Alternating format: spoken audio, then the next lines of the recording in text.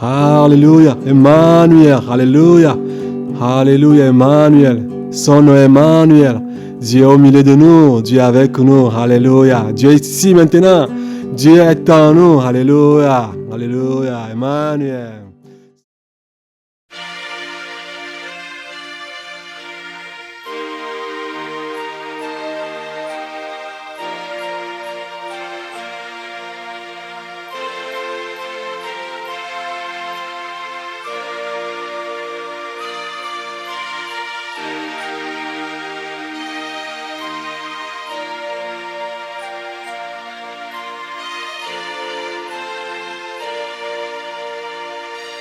Dieu de gloire qui es aux cieux, à toi la gloire. Dieu de gloire qui es aux cieux, à toi l'honneur.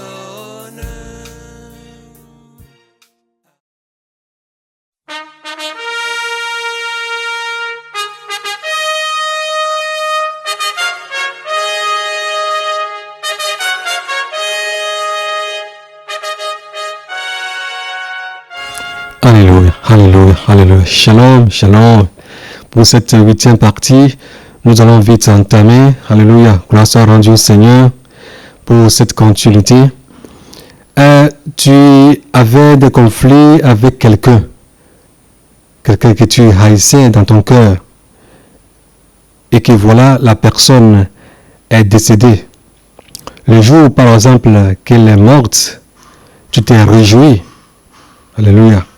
Exemple d'un sorcier tué, renommé du village, bien du quartier, bien de la famille, un militaire méchant du pays, un président dictateur du continent ou bien du top pays, un membre de ta famille qui est sataniste, qui vous a vraiment fait du mal, votre oncle paternel ou maternel qui s'est accaparé des biens de votre papa ou bien de votre maman après sa mort, un membre de ta famille qui t'a maltraité au moment où tu étais petit chez lui, un homme ou une femme qui t'a déçu avec un autre ou bien une autre personne quand tu étais dans le monde, au moment où vous viviez en concubinage ou bien en adultère, un directeur ou bien un prof d'école qui te donnait des zéros parce qu'il voulait faire la cour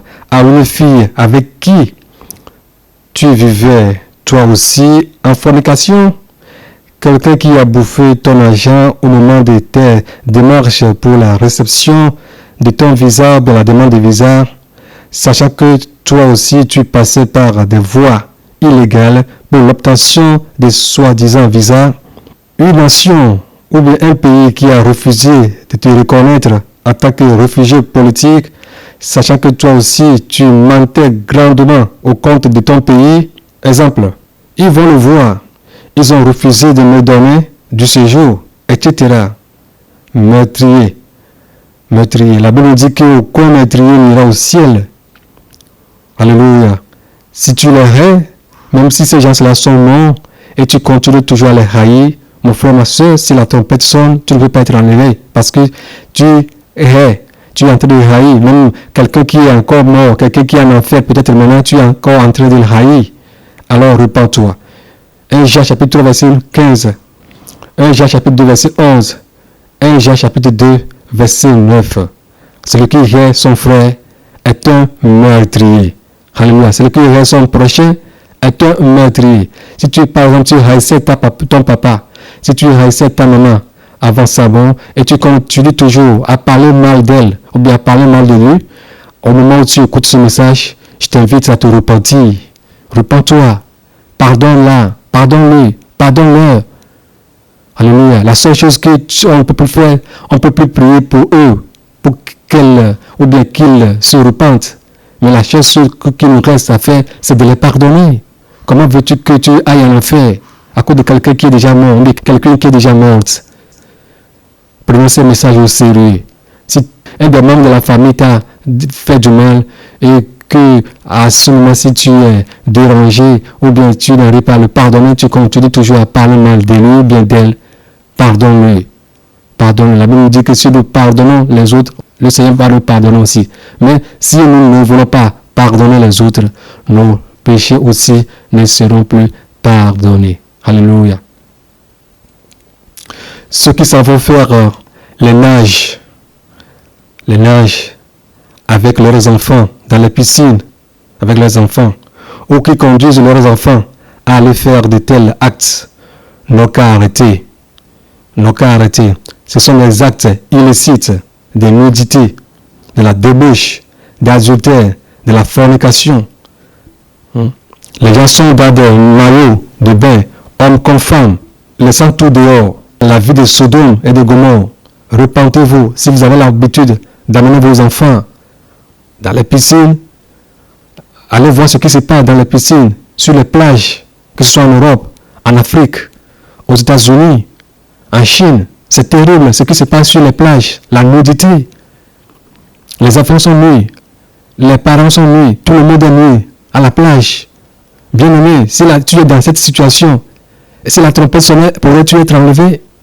Si la trompette sonnait dans cette situation, pourrais-tu être enlevé? Mais non, impossible d'être enlevé. 1 Jean chapitre 2, verset 15 à 16, nous dit de ne pas aimer le monde et tout ce qui est dans le monde. Car l'amour de ce monde est en abomination à Dieu.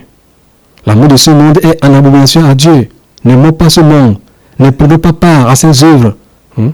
N'allons pas rester dans les maillots de bain, dans les slips, sur les plages. Certains même sont nus sur les plages. Ne les jouons pas. Plutôt condamnons ces actes. Fuyons-les. Soyons saints, car notre Père qui nous a appelés est saint. Alléluia. Alléluia. Les femmes qui appellent leur mari bébé, ou bien les hommes qui appellent leur mari bébé, arrêtez ces trucs-là. Lisez Éphésiens chapitre 5 verset 4, Éphésiens chapitre 4 verset 9. Que toute parole qui sort de vos bouches sorte pour la gloire du Seigneur. Glorifie le Seigneur. Que ces paroles qui sortent de nos bouches ne glorifient pas le Seigneur.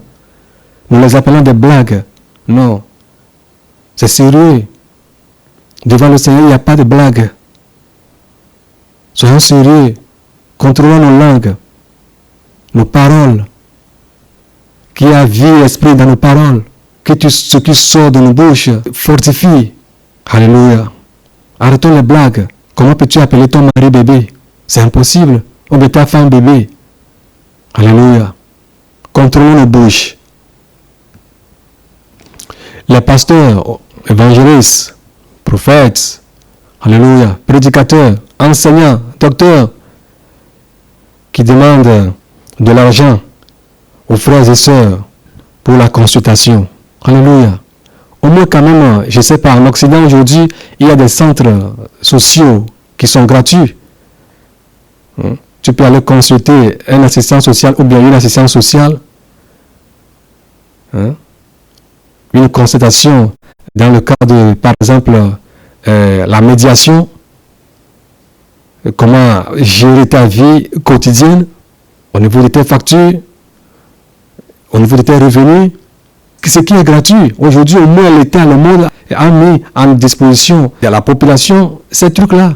Et l'Église? Où est l'Église? La Bible dit, vous avez reçu gratuitement, donnez gratuitement. Mais pourquoi cherchez-vous à prendre l'argent chez les frères et sœurs avant de leur répondre, même par téléphone, avant de prier avec eux ou bien avec elles? Vous demandez l'argent pour les voir. Vous leur dites d'amener de l'argent. L'Église est devenue comme la justice. Comme on s'en va prendre un avocat privé. Or que ces hommes-là que Dieu lui-même a instaurés dans son Église sont là pour nourrir l'Église avec la parole de Dieu. Ou prendre soin des brebis. Mais aujourd'hui, c'est le contraire. Ils sont devenus comme des mercenaires. Ils veulent avoir des salaires immédiats. Alléluia. Pasteur, évangéliste, enseignant, prédicateur, docteur, missionnaire. Repentons-nous sincèrement. Alléluia. Repentons-nous sincèrement. Dans Actes chapitre 8, verset 20, il y a Simon qui l'avait fait. Il avait voulu donner de l'argent à Pierre pour recevoir le Saint-Esprit. Mais Pierre lui a dit que ton argent périsse avec toi, puisque tu as cru recevoir le don de Dieu avec de l'argent. Alléluia. Le don de Dieu ne s'acquiert pas avec de l'argent. Matthieu 10, verset 8 nous dit, vous avez reçu gratuitement, donnez gratuitement. Isaïe 55, verset 1.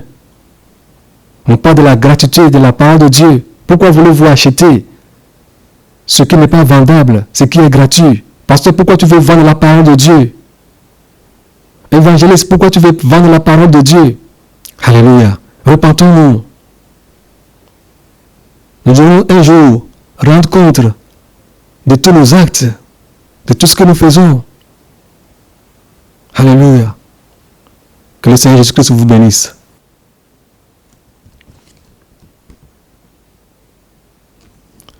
Tu es dans une assemblée.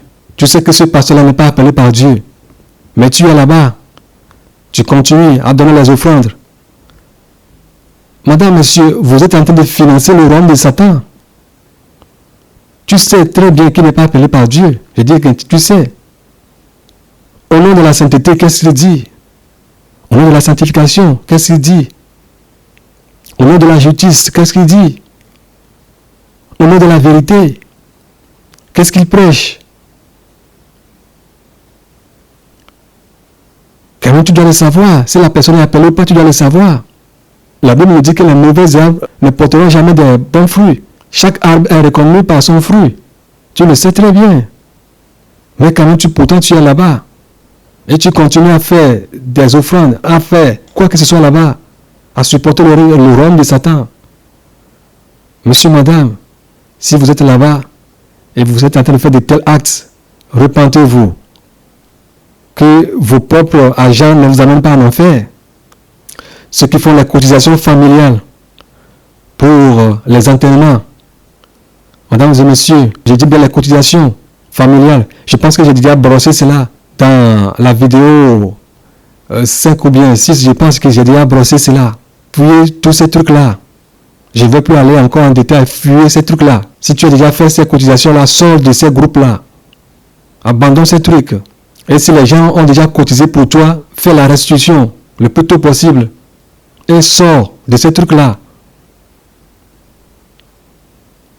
Ceux qui font les salutations par les têtes, ceux qui se saluent par les coups de tête, ou bien les coups de poing, des salutations maçonniques. Bien aimé, arrêtons ces trucs-là. Même les chrétiens le font. Dans les assemblées, il y a les pasteurs qui le font. Qui tiennent les mains des fidèles ou bien de leurs collègues pasteurs et qui commencent par se cogner la tête de gauche à droite, de gauche à droite. Mais ce sont des salutations maçonniques. Si tu as l'habitude de faire ces trucs-là, abandonne-les. Tu n'es pas un franc-maçon. Les cérémonies de deuil à l'étranger. Les cérémonies de deuil à l'étranger. Et je vais vous donner un petit témoignage. C'était en 2005. Mon papa était mort. Quand il avait annoncé cela, les gens ont voulu qu'on fasse le deuil ici en Belgique.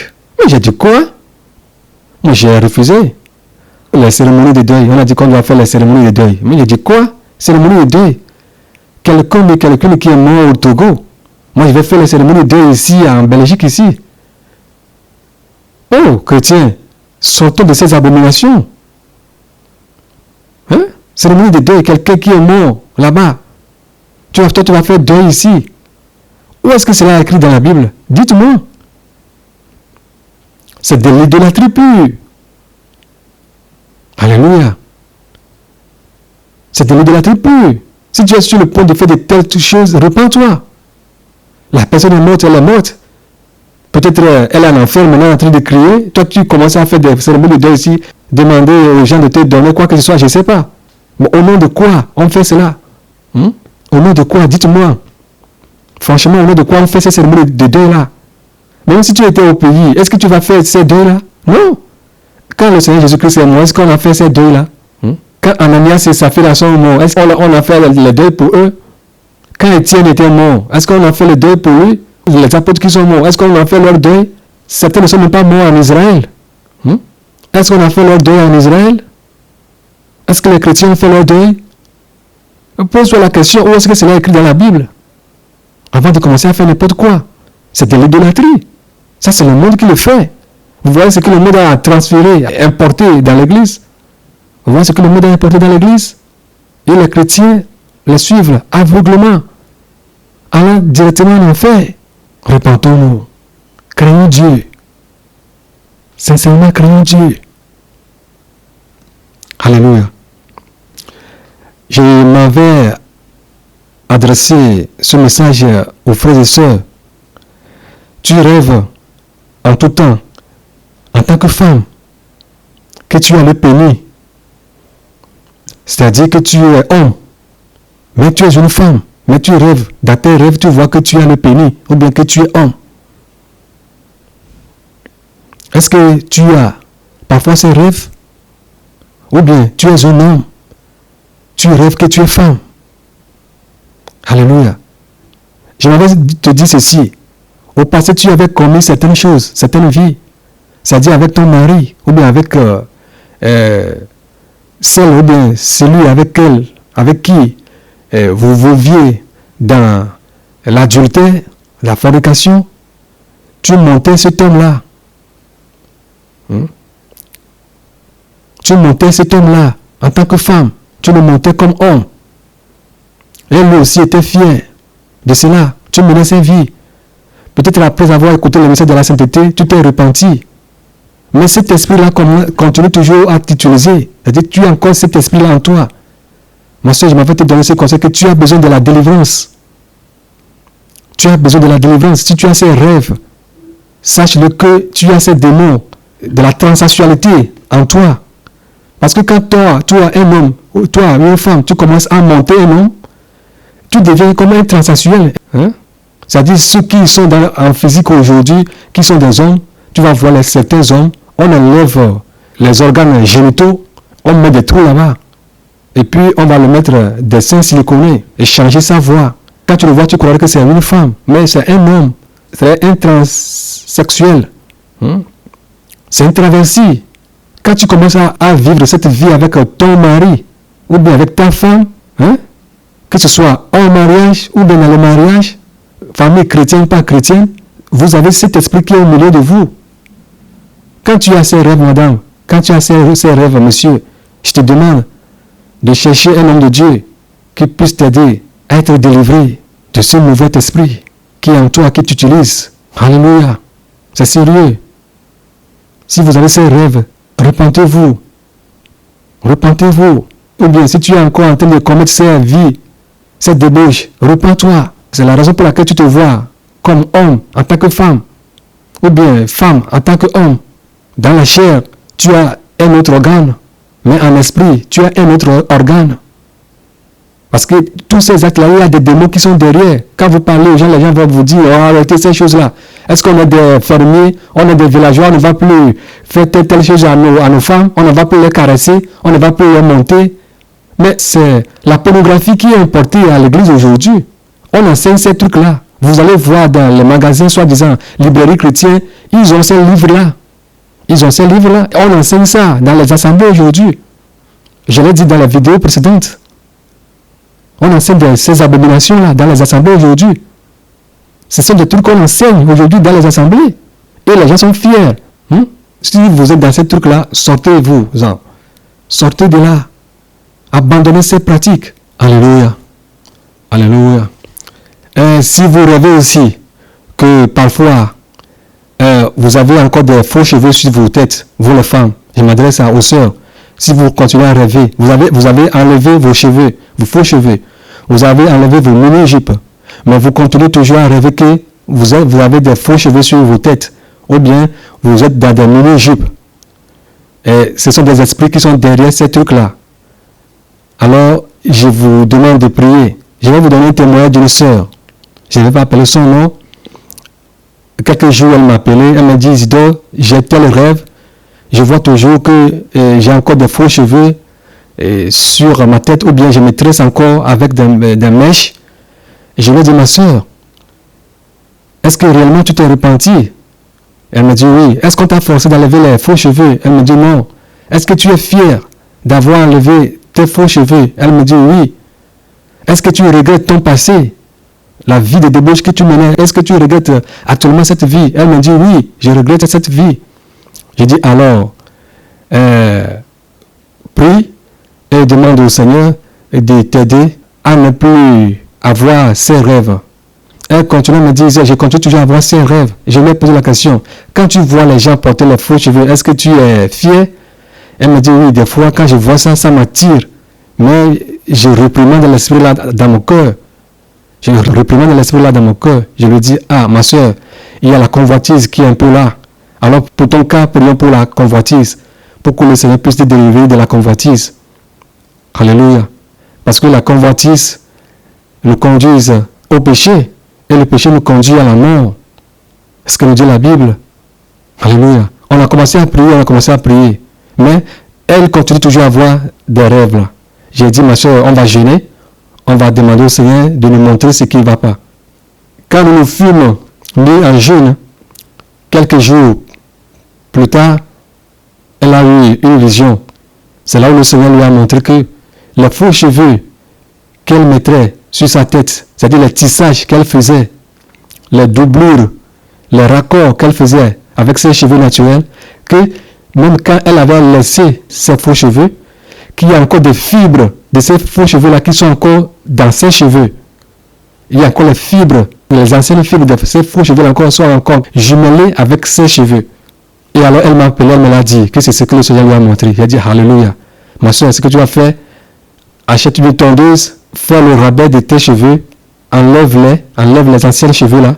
Comme tu as l'habitude de couvrir ta tête, personne ne saura pas que tu as enlevé tes anciens cheveux. Enlève-les comme il le faut, rabaisse-les totalement au ras comme il le faut. Je ne lui ai pas dit de raser la tête, je lui ai dit de rabaisser ses cheveux jusqu'au ras de la tête. Enlever les faux là qu'elle tressait, qu'elle mettait sur les cheveux naturels que Dieu lui a donnés, d'enlever ses anciens cheveux. Et puis elle a fait. Et puis depuis ce jour-là, la sœur là n'a plus ces rêves-là. Ces rêves-là sont disparus. Si par exemple, tu as ces rêves, tu te vois parfois avec les faux cheveux, tu te vois parfois dans des mini-jupes, alors sache qu'il y a certaines choses qui restent encore. Demande au Seigneur. La plupart de certaines sœurs qui se voient encore dans des mini-jupes, les seuls mini-jupes de jupes là représentent des fois les caleçons que vous portez. Il y a certaines caleçons que les femmes portent. Je suis un homme, je ne peux pas tout vous montrer. Des fois, les gens vont croire que j'exagère. Mais des fois, je veux que les sœurs comprennent certaines choses. Tu vois, il faut que les sœurs comprennent certaines choses. J'avais une fois fait une vidéo concernant les caleçons des hommes. Les caleçons qui sont comme des collants là, des hommes là. Je ne sais pas comment on les appelle. Mais vous les voyez à la vidéo. Ce type de caleçons là. J'en avais beaucoup, j'en avais assez. Mais un jour, quand j'étais sorti chez moi pour aller à la banque d'Exia ici, pour retirer l'argent, arrivé là-bas, il y avait un restaurant, ou bien une buvette brésilienne qui est à côté de la banque de Dexia de Saint-Gilles. Ceux qui connaissent Saint-Gilles. Arrivé au niveau du restaurant, il y a un monsieur qui, je voyais bizarre. Et puis le monsieur s'est abaissé en commençant à regarder en bas de moi. Mais j'étais bien habillé, j'ai couvert mon corps, bien couvert mon corps. Le monsieur s'est baissé, il voulait voir, il me suivait, il voulait voir. C'est comme qu'il voyait quelque chose en bas de mes pantalons, quelque chose comme ça, en bas de mes habits. Mais j'ai dit, mais pourquoi ce monsieur-là me regarde comme ça? Je l'ai regardé avec un œil quand je voulais rentrer dans la banque. Mais arrivé dans la banque, je voulais encore aller bien regarder ce monsieur-là. Quand je suis sorti de la banque, là, le monsieur, je ne l'ai plus vu. J'ai regardé dans le restaurant, j'ai jeté le coup de d'œil de gauche à droite, il n'est plus là. Mais je n'ai même pas fait une minute. Le monsieur est disparu, mais pourtant il était au portail du restaurant. Et il y a une voix qui me sonne. Pense-en à ton caleçon. Pense-en à ton caleçon. Et c'est à ce moment que j'ai commencé à penser, alors aussi les caleçons aussi, ça ne va pas. Vous allez voir, il y a beaucoup de vidéos que j'ai mises sur Internet où j'ai mis les caleçons des hommes. C'est de là que j'ai su que ces caleçons-là ne sont pas bons. Parce que ce monsieur-là, je l'ai vu bizarre. Et puis quand je fus sorti de la banque, le recherchant ne l'a pas trouvé, j'étais vraiment dépassé. Et arrivé à la maison, je n'ai pas pris, en tant que l'autre, je n'ai pas pris ça trop au sérieux. Quelques jours après, j'ai eu une vision. Je me suis vu à un arrêt de tram ici à Bruxelles. Quand vous prenez le tram 3 en allant à Esplanade, il y a un arrêt qu'on appelle arrêt Thomas. Arrêt Thomas, il y a un pont là-bas. Quand vous dépassez la gare du Nord, en allant vers Laken, il y a un arrêt là-bas qui s'appelle arrêt Thomas. Il y a un pont là-bas. Je vois que j'étais au niveau de Thomas. C'est comme ça que l'image s'est présentée. Et puis, il y a un esprit qui était relâché. Ça fait longtemps maintenant. Il y a un esprit qui était relâché. Et puis, l'esprit là venait vers moi. Et puis, je me suis vu que j'étais emmené en jupe, femme. Et puis, comment est-ce que je suis emmené en jupe? Je me suis vu emmené en jupe. Je me dis, comment se fait-il que moi je suis emmené en jupe? C'est pas possible ça. Et puis, l'esprit là s'est dirigé vers moi. Il s'est dirigé au nom de Jésus. Et puis, l'esprit, le démon s'est disparu. Et puis, je me suis réveillé. C'est là où le Saint-Esprit m'a commencé à me parler que ces caleçons là ne sont pas bons. J'ai tout pris. Bien aimé, j'ai tout découpé, j'ai tout jeté. Et sur l'internet, vous allez voir que j'ai mis ces vidéos-là sur l'internet concernant les caleçons des hommes. Ce type de caleçons-là, en collant là. Vous voyez, ce sont des choses de la séduction. Si vous voyez l'origine de ces trucs-là, après tout j'ai fait les recherches, bien aimé, il ne faut pas toucher à ces trucs-là. Ça vient du monde de la séduction, de l'ingérie, de la sodomie.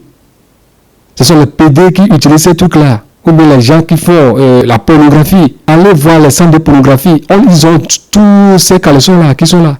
Fuyons ces trucs-là. C'est la raison pour laquelle j'ai mis ces images-là sur Internet, pour que les frères sachent que ces caleçons-là ne sont pas bons à porter. Parce que j'ai passé ces deux expériences-là. Alléluia. Soyons sérieux avec nos vies chrétiennes. Soyons sérieux avec nos âmes. Avec notre éternité. Soyons sérieux. Ne prenez pas ces messages à la légère. Que le Seigneur nous bénisse, qui vous garde et qui vous protège. Alléluia. Alléluia. Shalom, shalom à vous tous. À la prochaine pour la 9e partie. Alléluia. Shalom.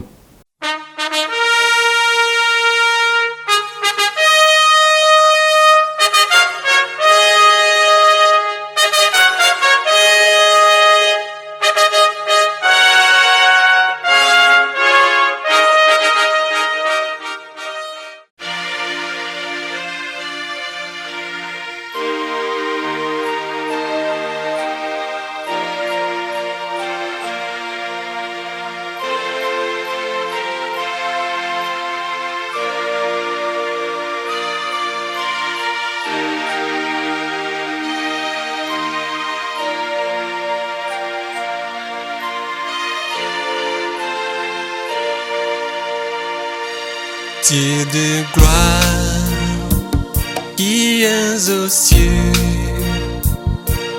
à toi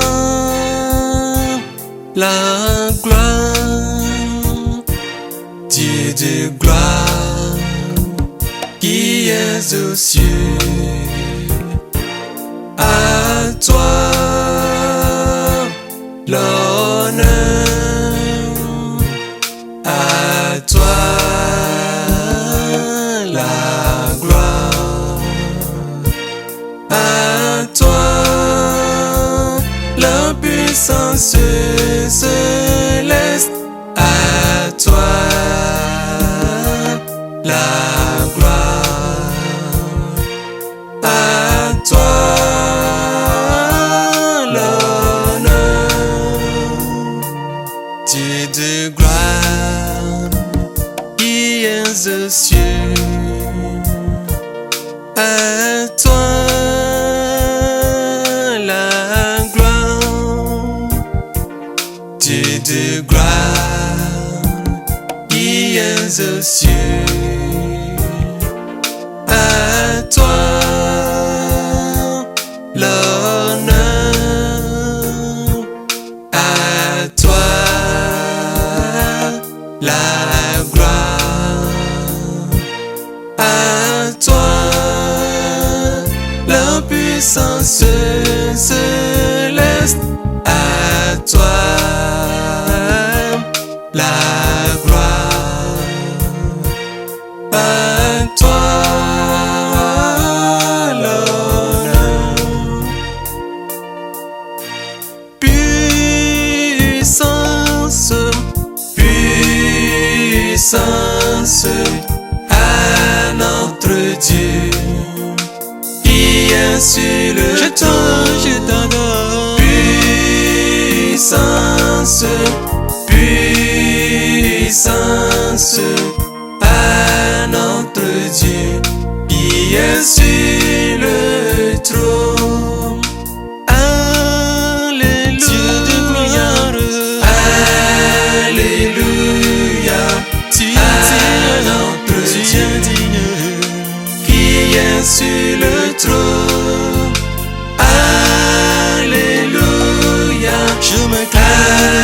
Alléluia, à notre Dieu qui est sur le trône. Autorité, je Autorité à notre Dieu oh yeah, qui est sur le trône. puissamment. Autorité, autorité à notre Dieu qui est sur le trône. Sagesse,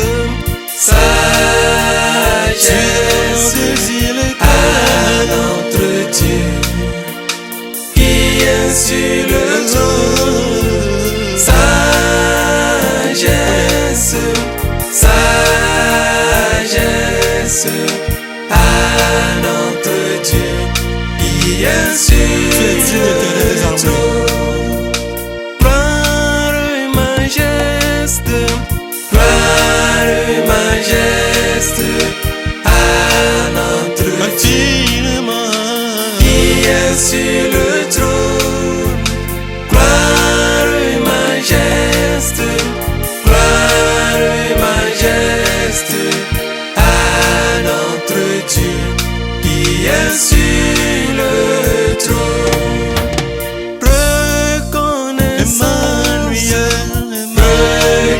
Reconnaissance à notre Dieu oh yeah, qui est sur le trône. Reconnaissance, reconnaissance à notre Dieu qui est sur le trône. puissance, Puissance à notre Dieu Alpha et Oméga, qui est sur le trône. Puissance, puissance à notre Dieu qui est sur le trône. sagesse, Sagesse à notre Dieu qui est sur le trône. Sagesse, sagesse à notre Dieu qui est sur le trône. À notre Dieu qui est sur le trône. À notre Dieu qui est sur le trône.